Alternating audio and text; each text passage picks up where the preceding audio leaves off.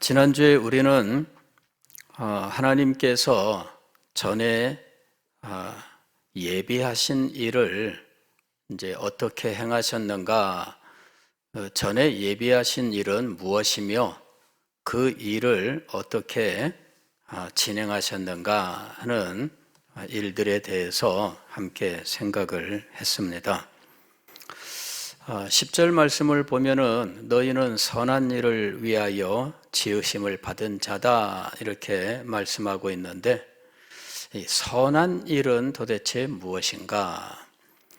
착한 일, 그래서 선생님이 야, 너 참 착하다 그러면서 칭찬해주는 일이 선한 일인가? 그렇지 않죠. 여기 선한 일은 하나님께서 작정하신 뜻을 말씀하고 있습니다. 하나님께서 어떤 일을 작정하셨는가? 이것은 1장 10절에 그리스도 안에서 하늘에 있는 것이나 땅에 있는 것이 다 통일되게 하려 하심이라 하는 일입니다. 즉 하나님께서는 하늘에 있는 영적인 존재들과 또 땅에 살고 있는 모든 인간들이 그리스도 안에서 하나가 되게 하시는 것, 이제 이것이 하나님의 거룩하신 뜻입니다. 그리고 이 일을 이루기 위하여 하나님께서는 이 타락한 인간의 역사 속에 고비고비마다 하나님의 뜻을 작정하시고 이 뜻을 하나하나 이루어 나가셨는데, 이 모든 날 마지막에 최종적인 일들이 진행이 되고 있습니다. 우리가 지금 그 시대를 살고 있는 것이죠. 그래서 이 모든 일들을 우리가 전부 전망할 수 있어야 된다 하는 것입니다. 무슨 말씀이냐면은 우리가 이제 이 땅 아래에서 살아갈 때에는 골목골목, 집과 집 이런 그 관계들을 알기가 어려워요.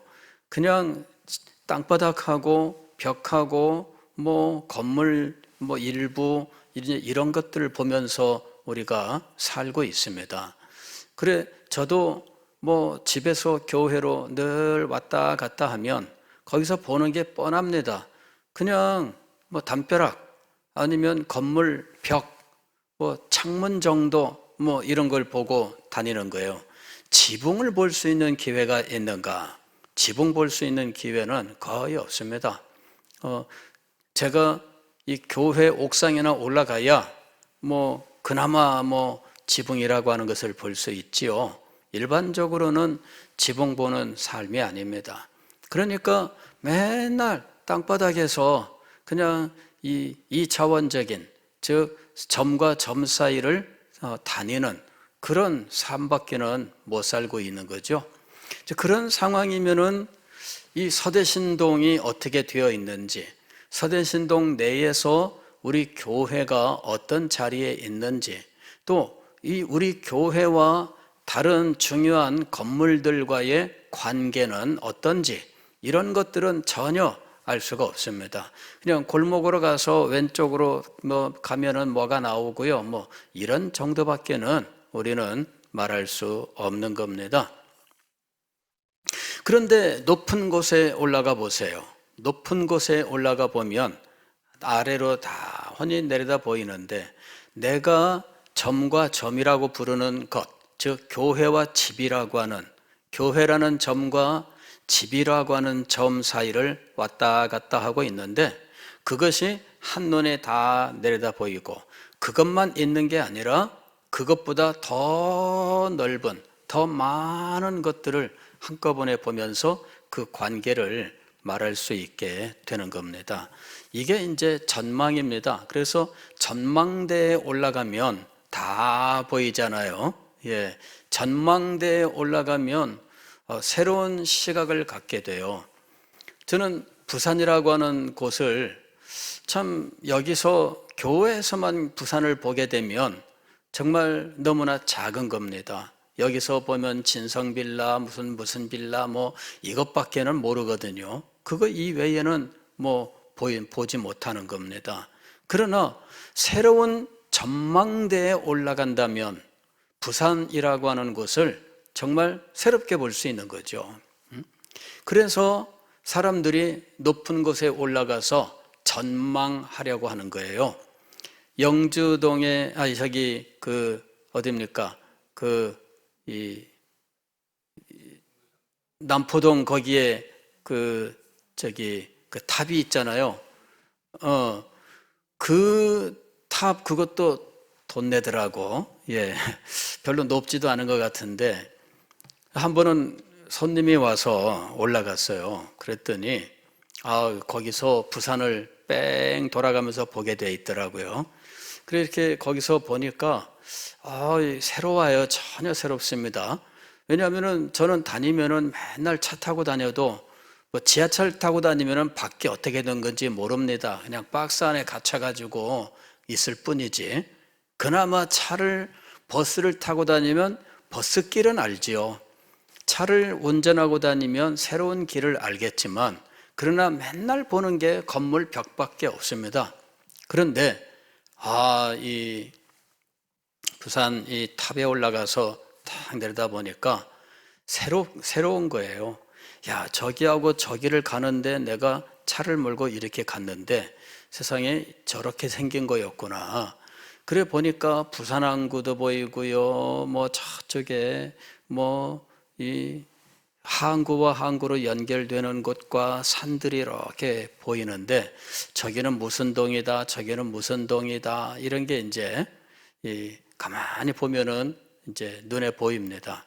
그래서 서로 이야기를 합니다. 야, 저기는 어디다, 저기는 어디다 이러면서 새로운 발견. 그래서 전망을 하러 다니는 것도 굉장히 좋아요. 전망할 수 있는 곳이 아미동 찬마산 쪽으로 요새 거기 전망대 건축 중이더라고요. 예. 그쪽으로 올라가서 산자락에서 이렇게 보면은 또 중앙동, 광복동 이쪽에 또 새롭게 보이고요. 수정동 산복도로에 가게 되면 거기도 또 전망하는 곳이 있습니다. 그 관광객들이 많이 올라와서 내려다보는 거죠. 예.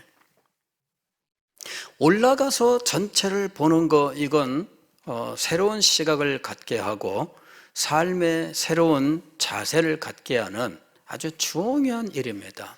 그래서 우리가 성경을 공부할 때에도 그냥 세밀하게 보는 것도 중요하지만 그러나 전체적으로 보는 것이 얼마나 중요한지 몰라요. 이 두 가지가 항상 함께 가야 되는 겁니다. 성경을 볼 때 전체적으로 보는 다양한 시각들이 있습니다. 다시 말씀을 드리면 아미동에서 보는 부산이 있고 수정동에서 보는 부산이 있고 부산 타워에서 보는 부산이 있고 그 다음에 또 영도 쪽에서 보는 부산이 또 다르다는 이야기입니다. 황령산에 올라가서 내려다보는 부산이 또 달라요.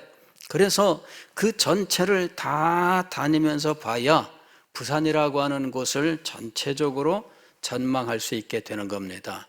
한 군데에서만 보고 그것이 유일하다고 생각하면 잘못이죠.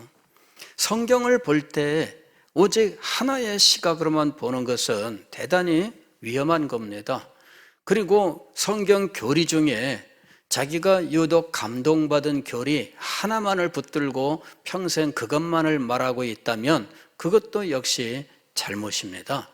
우리가 시작은 어떻게 했든지 가령 어떤 사람이 중생이라고 하는 것을 깨닫게 되었고 그래서 그것이 너무나 감격스러웠다. 그래서 이 중생을 말하고 다닙니다마는 그러나 평생 그것만 말한다면 잘못입니다.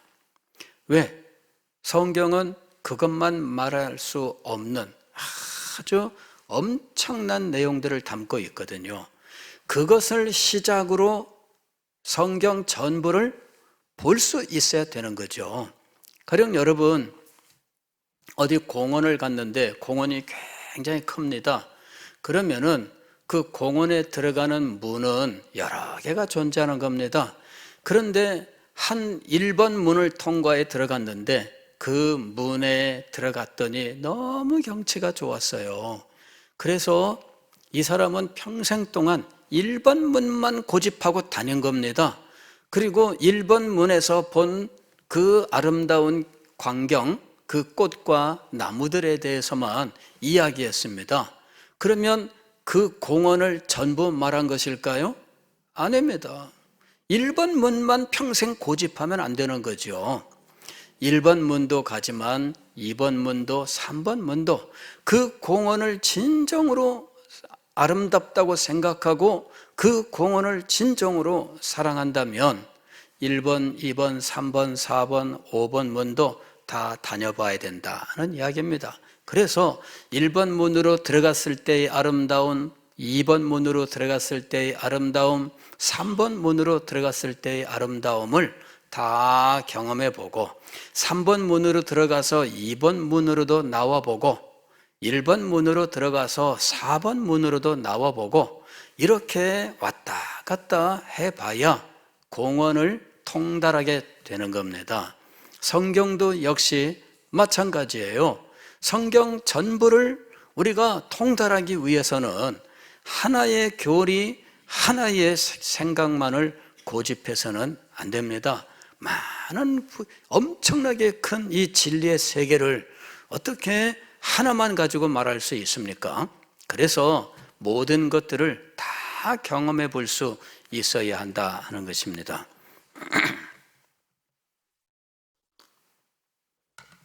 전망도 마찬가지예요. 다양한 위치에서 내려다보면서 전체의 그 틀을 완성하는 이 일을 끊임없이 할 수 있어야 돼요. 제가 부산을 전망하면서 정말 새롭게 보았던 건 어디였느냐 하면은 아미동 산에서 보는 거였어요. 아미동 산에 가면은 저쪽 그 감천마을 그쪽에서 감천 그 초등학교인가요? 그 안쪽으로 들어가게 되면 거기 요양원이 있습니다. 예, 그래 거기에 이제 올라가서 이제 거기 원장실에서 이 부산을 볼 수 있었는데 거기 보니까 거기 그 각도에서 보는 부산이 또 정말 새로웠어요. 그래서 여기서 보는 부산은 정말 새로운 시각으로 부산을 보게 하는구나. 그런 감동이 있었습니다. 왜냐하면 감동이라고 말한 거는 상상 못했던 전혀 새로운 장면이었기 때문이에요. 여러분들 그런 경험들을 하셔야 돼요. 성경도 마찬가지입니다. 그런 경험을 하셔야 됩니다. 그래야만 성경의 세계가 여러분들에게 다양한 각도에서 감동적으로 오게 되는 거예요. 에베소서는 무엇이냐면은 교회론을 말씀하고 있는 겁니다. 그런데 이 교회론을 말씀하기 위해서 사도가 에베소 교회 성도들과 나누었던 구원, 그리고 구원의 그 하나님의 구원의 계획, 그리고 그리스도의 영광, 그리스도의 영광의 최고 단계가 교회의 머리됨, 그러면서 비로소 교회를 소개하는 이런 형식으로 이 글이 진행되어 가는데 교회는 어떻게 만들어졌는가? 이거를 지금 2장에서 진술하고 있는 겁니다. 그 영광스러운 교회가 실상은 영광스러운 존재는 아닌 것들로 이루어졌다는 거죠. 그때 우리는 어떤 존재들이었는가? 교회를 이루기 전에 우리는 어떤 존재들이었는가? 2장 1절부터 이야기합니다. 영광스러운 존재들이 아니었습니다. 허물과 죄로 죽었던 자들이었습니다. 그때 그 허물과 죄로 죽은 상태에서 그는 이제 세상 풍조를 따랐습니다. 세상 풍조는 어떤 것이었느냐 하면은 공중의 권세 잡은 자, 불순종의 아들들 가운데서 역사하는 그 악한 영이 주도해 나가는 것이 세상 풍조입니다. 근데 그 세상 풍조를 따랐어요. 세상 풍조를 따랐던 이유는 육신의 욕심 때문이죠. 육신의 욕심으로 말미암아 세상 풍조를 따르면 육신의 이 욕심을 만족시키는데 너무너무 도움이 되고 있는 것입니다. 하나님을 따르면 육신의 정욕을 만족시킬 수가 없습니다. 그래서 악한 영이 이끌어가는 세상 풍조에 빠져서 살아갔었던 겁니다. 그런 자들이 교회가 된 거예요. 어떻게 그런 일들이 일어났을까요? 하나님의 은혜로 그런 일들이 일어난 겁니다. 하나님께서 죄인들, 이런 세상 풍조에 빠져 있는 허물과 죄로 죽은 이 존재들을 영광스러운 교회로 만들기 위하여 하나님께서 베푸신 은혜는 무엇이었는가? 그 은혜는 바로 이런 것이다 하면서 쭉 설명하고 있는 겁니다. 그러면 이 죄인들에게 하나님께서 베푸신 은혜는 어떤 전망을 가지고 보아야 되느냐? 이제 이게 우리는 흔히 이런 것을 이제 구원의 계획, 혹은 구속사, 혹은 하나님의 경륜, 이제 이런 여러 가지 용어들로 설명을 합니다. 이건 전망하는 방법이에요. 내가 중생했다, 이거는 전망이 아니라 이 길에서 점과 점을 다니는 그런 일입니다. 그러나 전망은 무엇이냐면은 창조부터 종말까지 이 시간 전부를 보는 거예요. 그 전체 시간 속에서 하나님이 어떤 일들을 행하시는가, 이걸 보는 것이 전망입니다. 이것을 전망한 내용들을 신학적으로는 구속사라고도 이야기하고, 아니면은 구원의 계획이라고도 이야기하고, 혹은 하나님의 경륜, 이렇게도 이야기하는 겁니다. 그래서 전망할 수 있어야 됩니다. 그리고 에베소서 2장은 이 전망을 알아야만, 그래야만 이해가 되는 거예요. 하나님의 전망은 하나님께서 행하시는 일들을 전망할 때 우리는 무엇을 보아야 하는가? 저기에 뭐가 있구나, 저기에 뭐가 있구나, 저기에 뭐가 있구나. 전망할 때는 그걸 확인할 수가 있습니다. 비록 그것이 멀리 있다 할지라도, 제가 산에 올라가서 부산을 내려다 보니까 세상에 광안대교는 저렇게 돼 있구나, 부산항대교는 여기에 있구나, 오륙도는 저기에 있구나, 이러면서 다 이 산에서 보니까 그게 눈에 보여요. 방향이 눈에 보입니다. 차를 몰고 갈 때 내가 이런 길로 해서 갔었구나, 그래서 저기까지 간 거구나, 이게 눈에 보여요. 이게 전망입니다. 하나님께서 나를 구원하셨다라고 이야기할 때 이 나는 이 전망 속에서 나의 위치를 확인하는 것, 이게 정말 중요한 거거든요. 그래서 여러분이 이 에베소서 2장을 공부하실 때 전망할 수 있어야 돼요. 제가 여러분들에게 최근에 2주, 3주에 걸쳐서 말씀드렸던 내용들이 실상은 이 전망에 해당되는 부분들이었어요. 하나님께서 우리를 구원하실 때 사실은 타락부터 구원이 적용되는 거죠. 타락이 있어야 구원을 말할 수 있는 거니까. 그래서 타락으로부터 우리의 구원이 이제 시작이 되는데, 그러나 이 일은 이미 하나님이 아시는 일입니다. 그래서 아시는데 가만히 계셨던 것이 아니라 하나님은 모든 일들을 아시기 때문에 미리 모든 회복의 계획, 즉 구원의 계획을 세워 놓으셨다 하는 겁니다.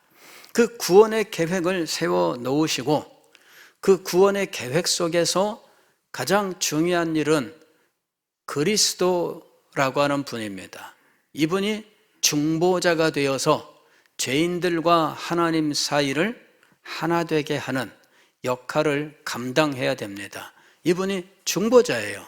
그래서 중보자를 세우는 것이 이 전체 계획에서 가장 중요한 일입니다. 그래서 중보자로는 누구를 세워야 하는가?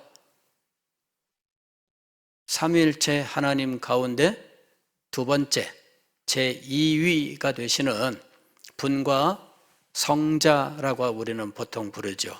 성자와 이 중보자가 되는 계약을 맺으시는 거예요. 그래서 성자가 중보자가 되시고 인간이 타락하면 그 즉시 중보자로 취임하는 겁니다. 계획이 있었기 때문에 인간의 타락과 동시에 중보자로 취임을 하는 거예요. 이제 이거는 하나님께서 이렇게 일을 행하시는 것처럼 인간들도 역시 일을 그렇게 하게 되어 있습니다. 흔히들 매뉴얼 이런 말들을 하는데 이건 비상사태를 대비해서 비상대책 매뉴얼 뭐 이런 것들이 존재하고 있습니다. 그렇게 되면은 이 매뉴얼에 따라서 바로 일들이 진행되게 돼 있어요. 미리 준비가 안 돼 있으면 어떻게 될까요? 일이 닥친 다음에 뭐 조직 꾸리고 예산 확보하고 뭐 이렇게 하려면은 뭐 다 늦어요. 그래서 미리 계획이 있습니다. 그리고 그 계획에 따른 예행 연습을 늘 하고 있습니다. 여러분, 이 관공서라고 하는 데는 예행 연습을 굉장히 많이 해요. 미리 준비하는 그게 훈련이지, 예행 연습이란 게. 군대 가면은 예행 연습 이거 굉장히 많이 합니다. 이거 훈련이에요. 군대도 매뉴얼이 있습니다. 이건 작전 계획이라고 불러요. 작전 계획에 의해서 어떤 상황이 발생하면 어떻게 한다, 이게 미리 다 짜 있습니다. 그래서 우리 사단은 어떤 일이 발생하면 우리 사단은 어디를 방어하는데, 그때 우리 1년 되는 어디, 2년 되는 어디, 3년 되는 어디, 이렇게 다 미리 계획이 다 있습니다. 이걸 작전 계획이라 그래요. 그리고 이게 일이 발생하면 그 즉시 발동하게 돼 있어요. 그 즉시. 그러니까 인간의 타락 이전에, 아니 인간을 창조하기 이전에 하나님은 이미 다 알고 계시는 거죠. 그래서 이 일들에 대하여 미리 계획을 세우셨는데, 계획의 핵심은 예수 그리스도, 우리가 부르는 바로 그분이 성자로서 성부와 함께 중보자가 되시는 언약을 맺으시는 거예요. 그리고 인간이 타락함으로 그분은 즉시 중보자로 취임을 하셔서 죄인들을 위하여 하나님께 중보하는 역할을 그때부터 감당하신 겁니다. 그러나 그분이 중보자로서 하나님이 세우신 이 구원의 계획 속에서 하셔야 되는 일들이 있습니다. 그 일들의 최고 정점은 이 땅에 육신을 입고 오시는 일입니다. 그래서 육신을 입고 이 땅에 오셔서 하나님 나라의 복음을 전하시고, 그 다음에 십자가에 매달려 죽으시고 부활하시고 승천하시는, 그리고 나중에 세상 종말에 다시 오시는 이 모든 일들이 미리 계획되어 있었다는 것입니다. 그리고 이런 계획들을 하나님께서는 하나하나 집행해 나가셨는데, 이것을 하나하나 집행해 나아가시는 일을 하나님의 경륜이라고 부르는 거예요. 즉 하나님께서 이 일들이 하나도 차고 없도록 하나하나 때마다 일마다 합력하여 이 일들이 진행되도록 해 가신 겁니다. 이것이 경륜이라고 불러요. 이것은 흔히들 다른 말로는 경영이라고 이야기합니다. 경영은 뭐예요? 회사를 경영한다 할 때 이거는 회사가 가진 목적을 달성하기 위하여 아주 많은 부서들을 두고 이 부서들이 각자 자기 역할을 할 수 있도록 관리하고 새로운 목표를 주고, 그 다음에 거기에 필요한 모든 자원들을, 인적 자원, 물적 자원, 그런 것들을 다 배부해 주고, 그 다음에 검토하고 뭐 하는 일들, 이게 전부 경영에 속하는 일입니다. 하나님께서 우리를 구원하시기 위하여 경영하신 겁니다. 그래서 어떤 경우에는 아브라함도 부르시고, 그 다음에 아브라함 가정에 이삭과 야곱과 12 아들과 12 지파와 이런 것들을 하나님께서 다 집행해 나가시는 거예요. 이게 다 하나님의 계획 가운데 있는 겁니다. 그리고 하나님의 계획 가운데에는 이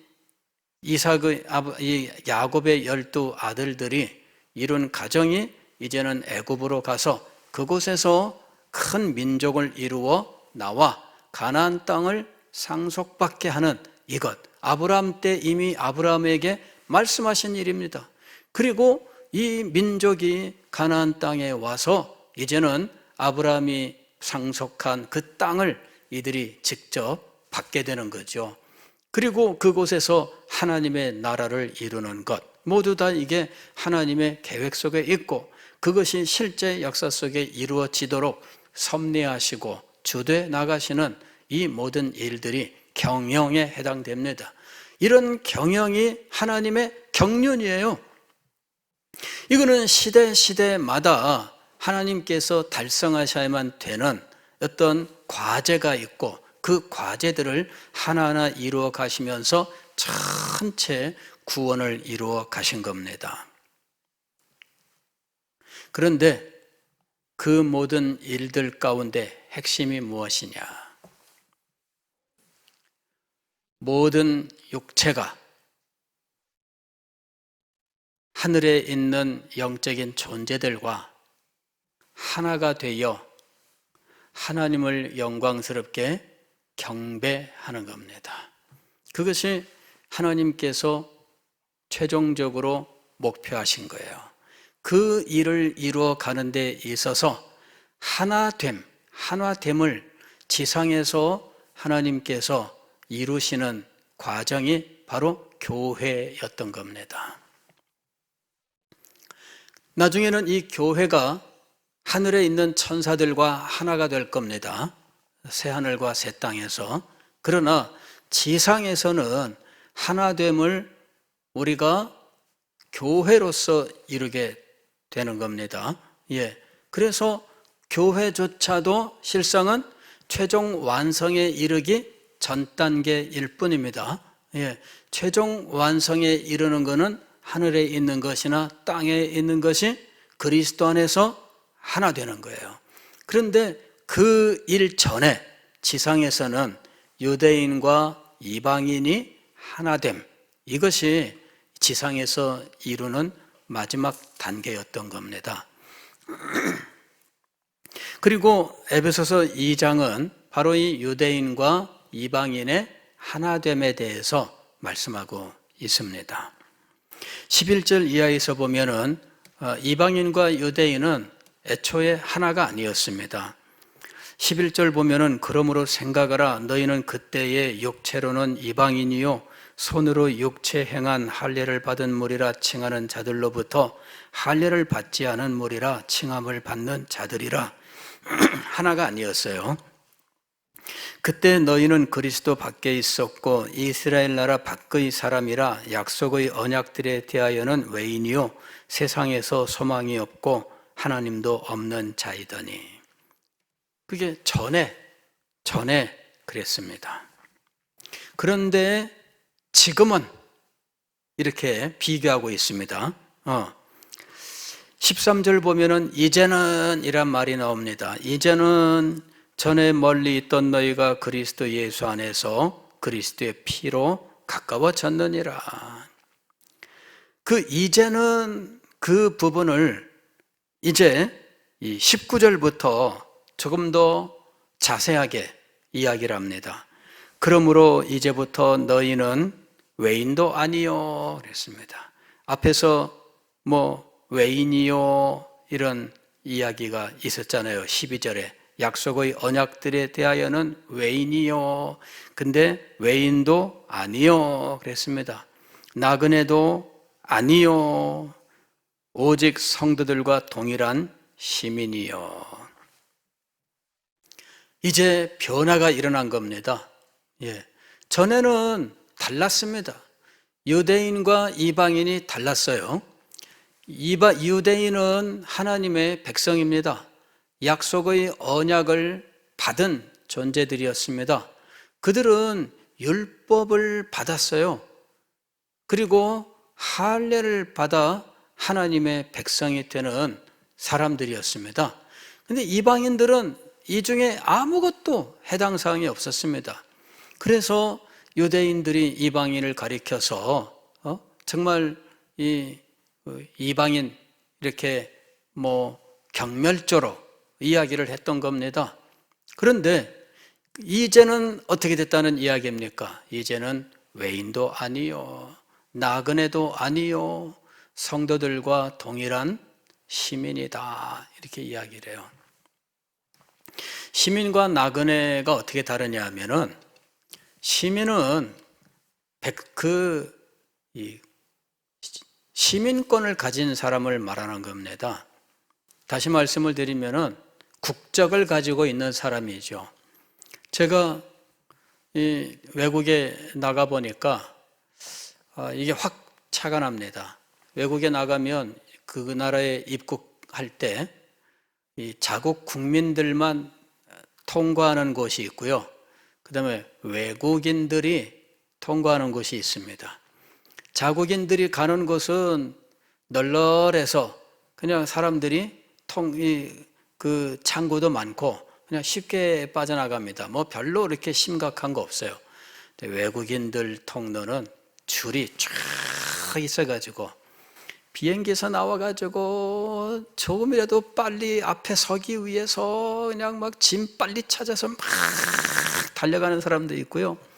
그 다음에 그냥 큰 걸음으로 정신없이 이 짐 끌고 가보니까 다른 비행기에서 내린 사람들이 이미 와서 쫙 있는 거예요.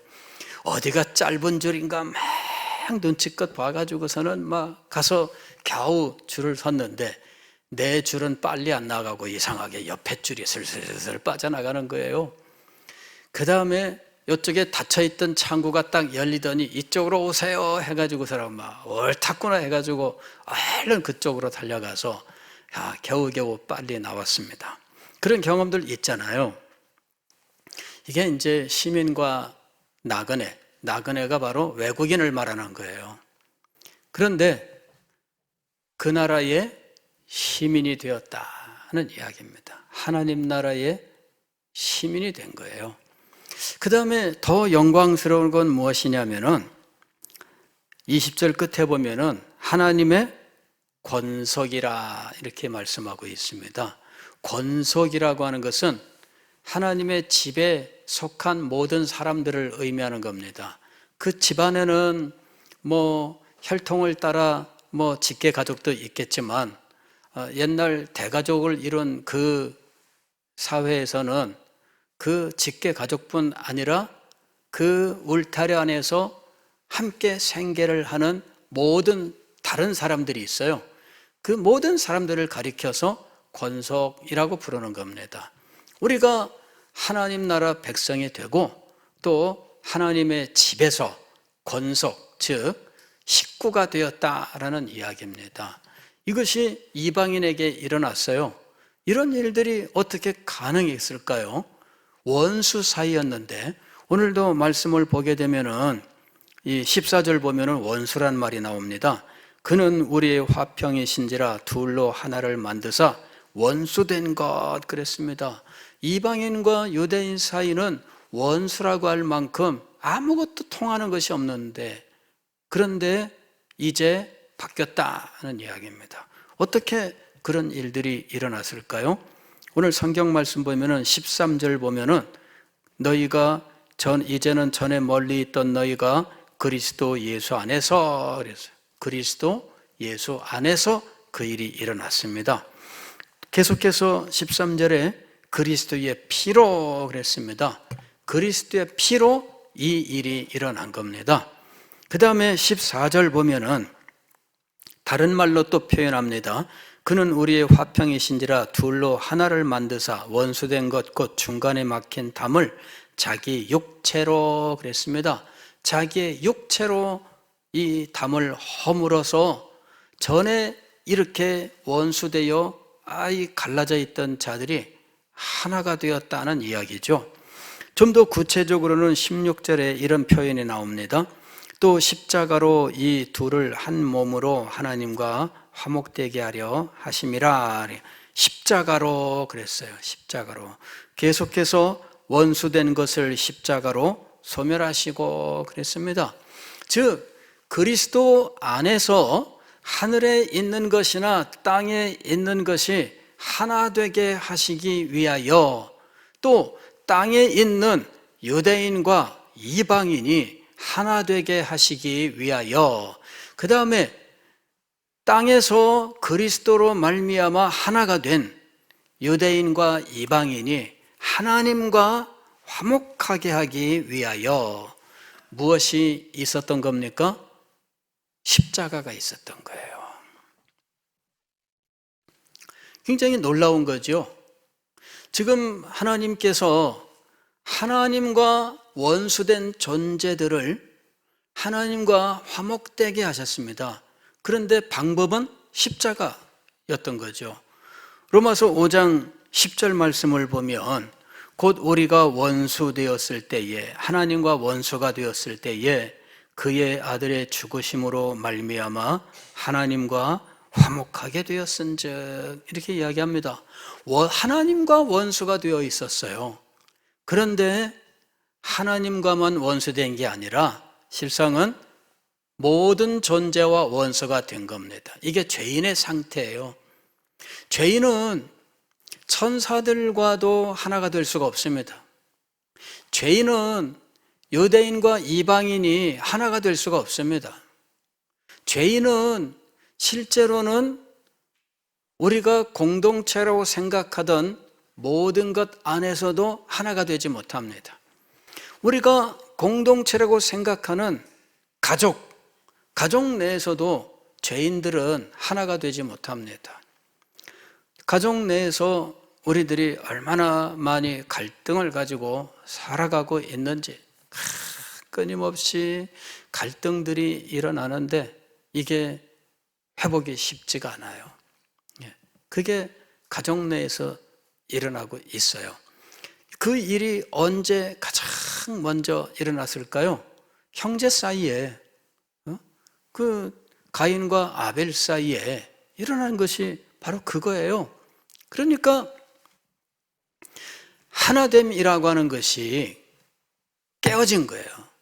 죄로 말미암아 하나됨이 깨어졌습니다. 그리고 이것이 점점 깨어지기 시작해서 심지어는 형제 사이도 갈라지고 부모와 자식 사이도 갈라지고, 그리고 더 나아가서는 자기 자신도 분열하기 시작하는 겁니다. 인간이 자기도 분열된 존재예요. 왜 우리가 정신병에 정신분열증 이런 거 있잖아요. 그런데 뭐 그것만 분열이 아닙니다. 인간은 자기도 자기의 마음하고 하나가 안 돼요. 마음에는 원이로 돼 육신은 안 따라갑니다. 이게 우리의 모습입니다. 그래서 이 인간은 철저하게 분열하고 깨어지고 나뉘어지고 멀어지고, 이게 죄인된 인간의 모습이에요. 그런데 이것을 하나 되게 하시는 일을 하나님께서 계획하신 겁니다. 그리고 이것을 하나 되게 하기 위하여 그리스도께서 죽으셨다는 겁니다. 그의 죽으심은 십자가라는 용어로, 혹은 때로는 그의 피라는 용어로, 때로는 그의 육체로라는 용어로 계속 바꾸어 표현하고 있습니다만은, 이 모든 것들은 그의 죽으심을 의미하고 있는 겁니다. 그러면 왜 그의 죽으심인가 하는 거죠. 그의 죽으심은 죄값 때문입니다. 죄인의 죄값을 해결해야 비로소 자유롭게 되는 거거든요. 그래서 그리스도께서 죄인의 죄값을 해결하기 위하여 자기의 육체로 십자가 위에서 살찢고 피 흘려 죄값을 대신 감당하시고, 이것을 믿는 자에게는 죄사함과 또 생명과 하나님 나라의 자녀와 상속자가 되게 하셨다. 그런데 거기서 끝이 아닙니다. 하나 되게 하시는 일, 이게 일어나는 거예요. 하나 되게 하시는 일이 일어납니다. 우리의 인간도 우리의 영혼과 육체가 별개로, 우리의 마음도 우리의 육체와 별개로, 우리의 정욕과 갈망이 별개로 이렇게 다 분열하고 찢어진 존재들입니다. 이렇게 분열하고 찢어진 존재이니 가족을 이룬들 이 가족이 얼마나 하나 되겠으며, 이것이 공동체 사회를 이룬들 이 사회가 얼마나 제대로 하나가 되겠으며, 더군다나 유대인과 이방인이라면 하나 되면 천사들하고는 더더군다나, 더 나아가서 하나님하고는 아예, 이게 죄인의 상태예요. 찢어진 상태. 이 모든 것들을 하나 되게 하시기 위하여 하나님께서는 그리스도를 세우신 거예요. 그리스도를 통해서 그분의 죽으심, 그분의 피 흘리심, 그분의 십자가를 통해서 이렇게 찢어지고 나뉘어진 우리 존재들을 하나 되게 하시기를 원하셨습니다. 그런데 이 하나 되게 하시는 일에 성령이 등장하고 있습니다. 여기 보게 되면은 이 22절 보면은 너희도 성령 안에서 하나님이 거하실 처소가 되기 위하여 그리스도 예수 안에서 함께 지어져 가느니라, 이렇게 말씀하고 있어요. 여기 보면은 성령의 존재가 등장하고 있습니다. 성령은 어떤 일을 행하시는가? 성령은 하나 되게 하시는 일을 해요. 그래서 성령의 하나 되게 하신 것을 힘써라 하고 말씀하신 겁니다. 성령이 하나 되게 하시는 일을 실제적으로 집행해 나가시는 거예요. 이게 성령의 역사입니다. 그래서 성령 안에서 우리가 하나 되는 겁니다. 그리스도는 우리가 하나 되게 하시기 위하여 자기의 육체를 십자가 위에서 들이셨죠. 즉 피 흘리심이라고 하는 이 죽음으로써 죄값을 치르고, 그리하여 하나님과 하는 인간 죄인 사이에, 또 인간과 인간 사이에, 또 인간과 천사 사이에 나뉘어졌던 모든, 원수되었던 모든 것들을 다 해결하십니다.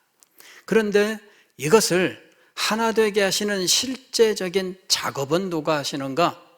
성령이 하시는 거예요.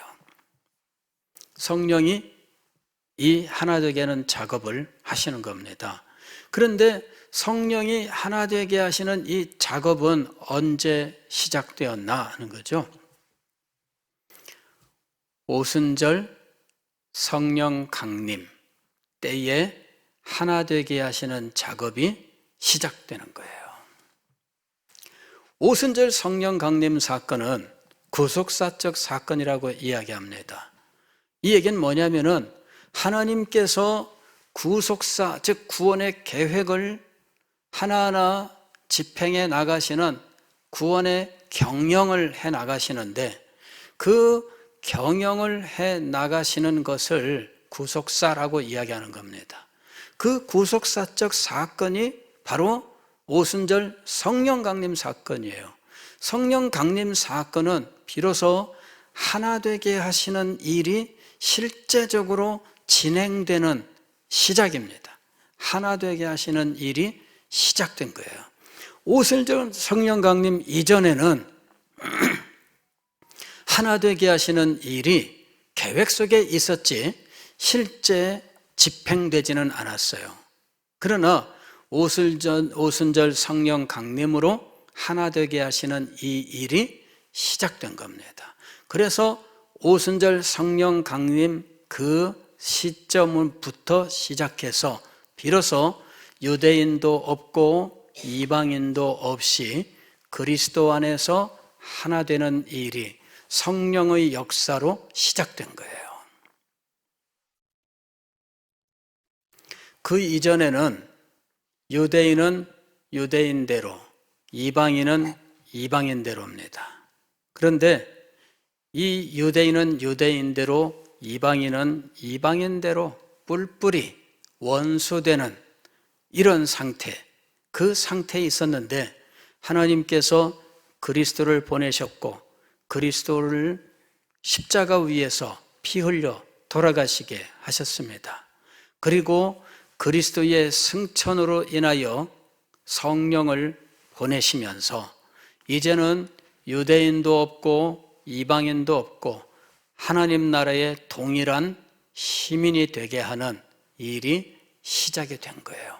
이것이 구속사적 사건이라는 의미입니다. 유대인도 없고 이방인도 없다. 이 말은 무엇이냐면은 이제는 더 이상 이스라엘 나라를 만들 필요도 없다 그 말입니다. 그리스도의 십자가로 이미 구약 제사는 완성이 되었기 때문에 또다시 제사 드릴 필요가 없고 히브리서에서는 이것을 영단번에 드린 제사라고 이야기합니다. 영단번에, 즉 영원히 한 번으로 끝내는 제사가 십자가 위에서 드려진 겁니다. 완성된 거예요. 더 이상 제사를 드릴 필요가 없습니다. 그리고 더 이상 이스라엘 왕국이 존재할 이유가 없습니다. 이제는 하나만 존재해요. 하나만. 이방인도 유대인도 없고 이방인도 없고 다 동일한 하나의 공동체만 존재해요. 하나님께서 하나 되게 하셨기 때문입니다. 그리스도의 십자가로 하나 되게 하시고 성령의 역사로 하나 되게 하시는 이 일이 이제 시작된 겁니다.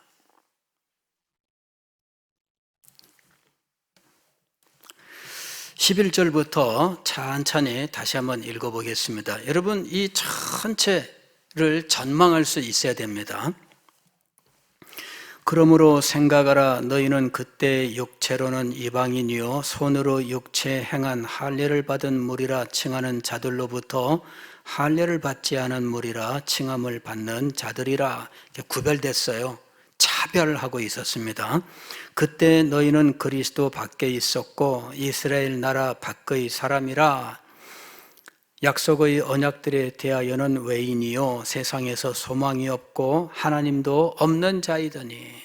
더 비참했죠. 유대인하고 차별될 뿐만 아니라 그리스도 밖에 하나님도 없고 세상에서 소망이 없는 비참한 지경에 있던 존재, 그가 이방인입니다.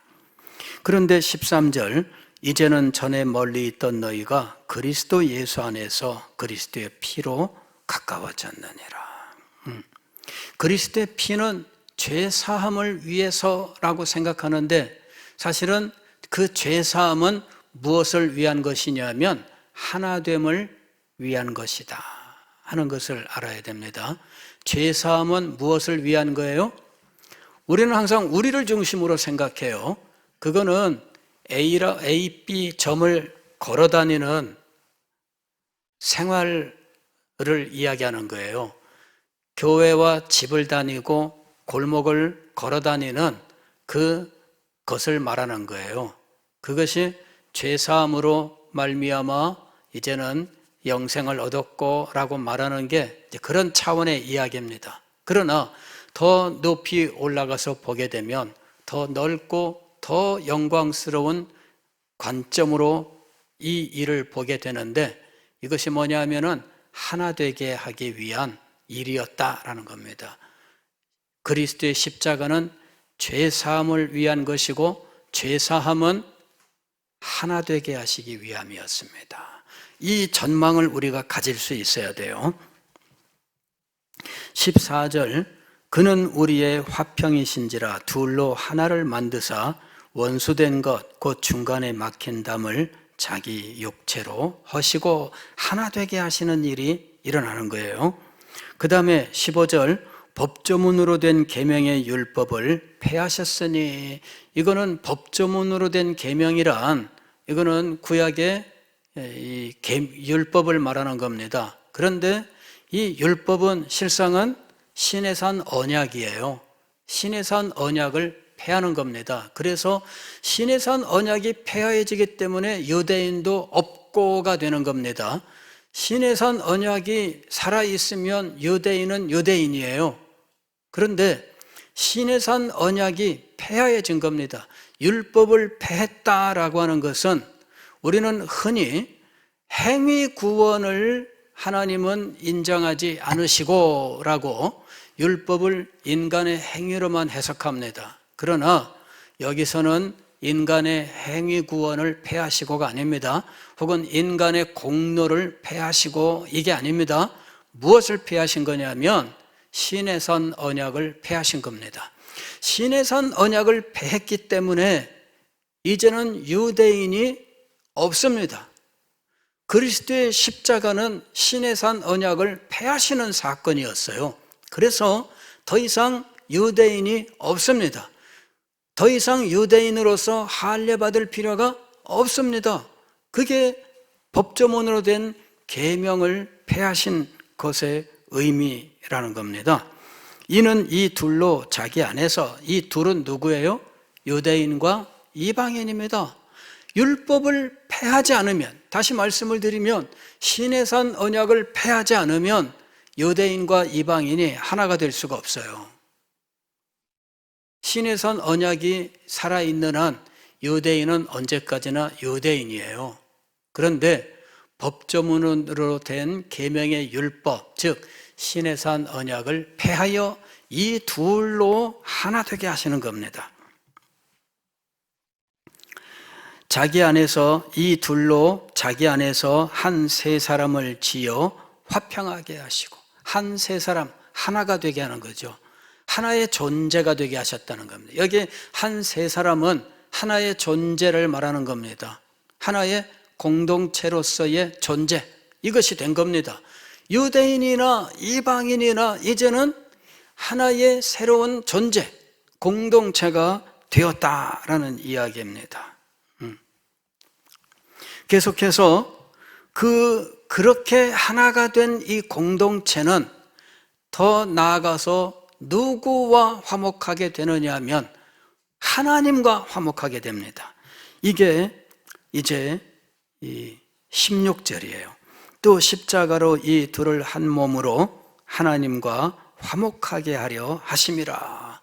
하나님과 하나 되게 하는 거죠. 하나님과 화목하게 하는 거예요.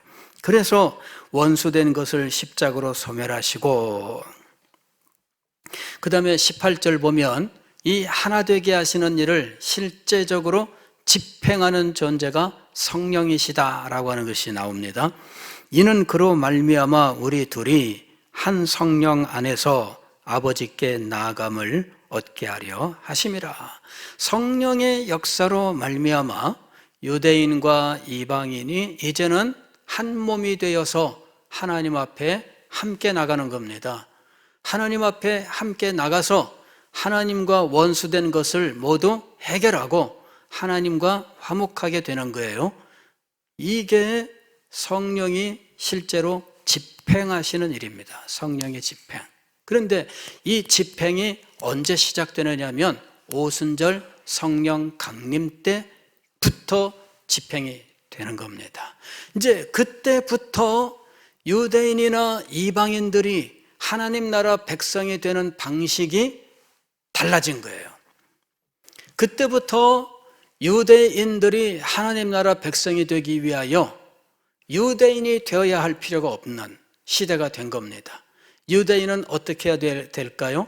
예수 그리스도를 믿고 세례를 받고 성령이 그에게 내주하심으로 하나님 나라 백성이 됩니다. 그런데 이 방식은 이방인들에게도 동일합니다. 그래서 로마서 9장 이하에서 차별이 없느니라 차별이 없느니라 이 말이 나오는 겁니다. 이방인도 동일해요. 유대인도 동일합니다. 유대인이 예수님을 믿고 죄사함을 얻으며 예수님을 믿고 성령이 그 안에 임함으로 하나님 나라 백성이 된다면 차별 없이 이방인들도 예수 그리스도를 믿음으로 죄사함을 받고 예수 그리스도를 믿음으로 성령을 받아 하나님 나라 백성이 되는 겁니다. 이제부터는 동일해요. 언제부터 이 일이 시작된 거라고요? 성령이 임하신 오순절 성령 강림부터예요. 요엘서 2장 28절에서 말세에 하나님께서 어떻게 하시겠다고 하셨느냐면은 모든 육체에게 성령을 부어주겠다라고 말씀하셨습니다.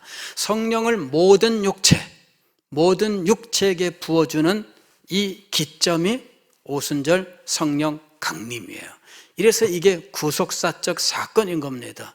이 구속사적 사건으로서 모든 육체에게 차별 없이 성령을 부으시는 겁니다. 유대인에게만 주시는 것도 아니고 이방인에게만 주시는 것도 아니고 유대인이나 이방인이나 모두 이제는 성령 받아야 하나님 나라 백성이 되는 새로운 시대가 시작이 된 겁니다. 시점이 언제예요? 모든 육체에게 성령을 부어주시는 그 시점이 있습니다. 이것이 오순절 성령 강림 사건의 의미인 것입니다.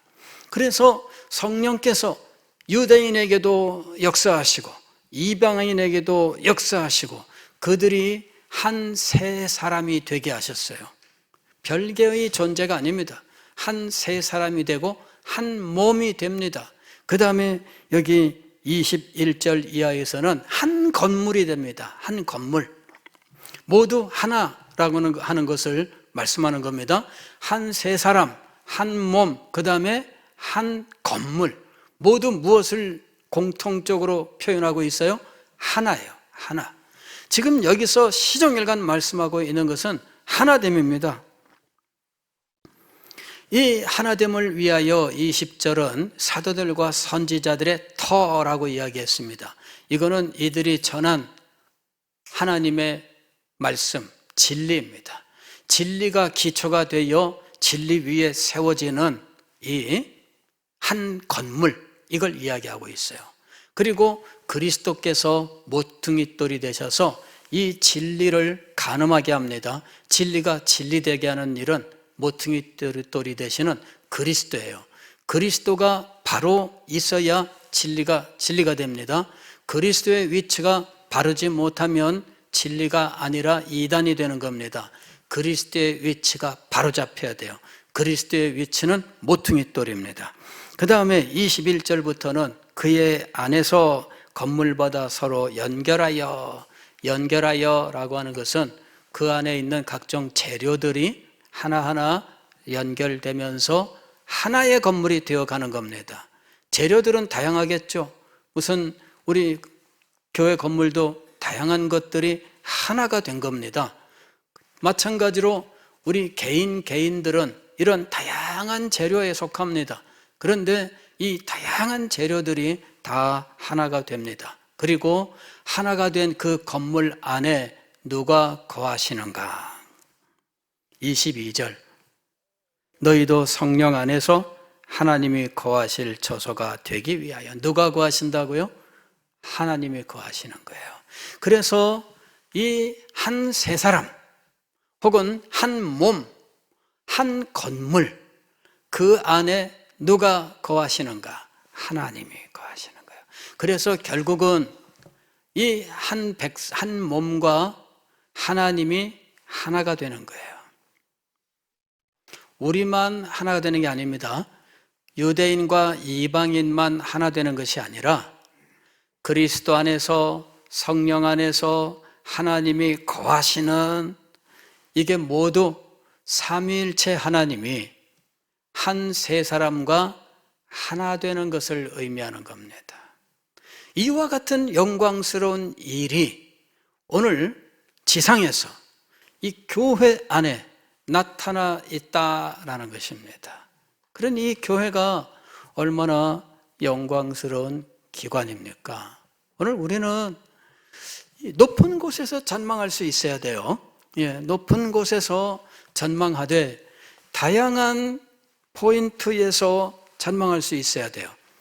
하나님 나라라고 하는 관점에서 볼 수도 있지만 교회라고 하는 관점에서도 보아야 되고 하늘나라 위치에서 보아야 되고 이 전망하는 다양한 포인트가 있는데 이 다양한 포인트에서 전망함으로 하나님의 구원의 역사 전부와 구원 그 이후 영광스러운 세계에 대한 관점들을 우리가 가져야 한다 하는 것입니다. 에베소서는 그 중에서 교회라고 하는 포인트에서 이 모든 것들을 전망하면서 우리들에게 그 안에서 어떻게 살아야 할 것인지를 교훈하고 있는 것입니다. 기도하겠습니다.